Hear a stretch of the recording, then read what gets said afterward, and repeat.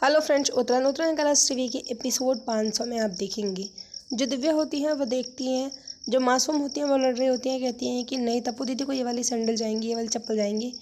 तभी दिव्या जो जाती है वो कहती है कि हमने सारा सामान लगवा दिया है, तप्पू का हमने सारा सामान लगवा दिया है, आप ड्राइवर को बोल के सामान बेबी जी की गाड़ी में रखवा दो।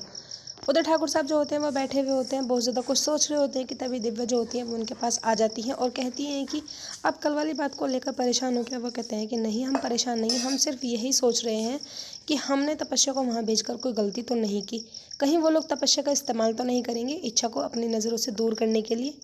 उधर आप देखेंगे जो वीर होते हैं वो खड़े होते हैं, तभी उनके पास इच्छा आ जाती है। इच्छा कहती है कि वीर मैं मार्केट जा रही हूँ सामान लेने के लिए और मैं आके तुम्हारा नाश्ता बना दूंगी। जो तपस्या होती है वो ये बात सुन लेती है।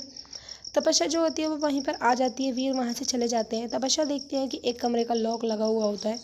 वो माई से पूछती है कि माई इस कमरे का लॉक क्यों लगा हुआ है। वो कहती है कि हमने इस कमरे में वंश को जन्म दिया था, हमारी और वंश की बहुत सारी यादें हैं इस कमरे में, क्योंकि जब औरत पहली बार माँ बनती है तो उसकी बहुत सारी यादें जुड़ी हुई होती हैं। वो कहती है तपस्या की माँ मैं भी चाहती हूँ कि मैं अपने बच्चे को भी जन्म इसी कमरे में दूँ और इसी कमरे में ये पले बड़े।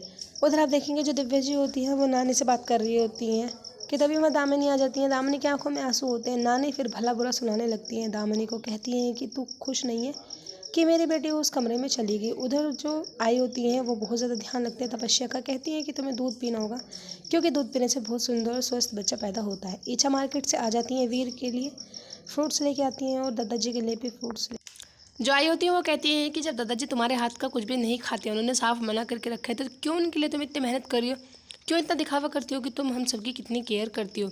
तपस्या जो होती है वो ये बात सुनकर शॉक्ड हो जाती हैं, चौंक जाती हैं। इच्छा जो होती है बेचारी मासूम सा चेहरा लेकर ऐसे ही खड़ी हो जाती हैं, क्योंकि उन्हें सच्चाई का पता होता है कि वाकई में दादाजी उनके हाथ का कुछ नहीं खाते हैं। एपिसोड की एंडिंग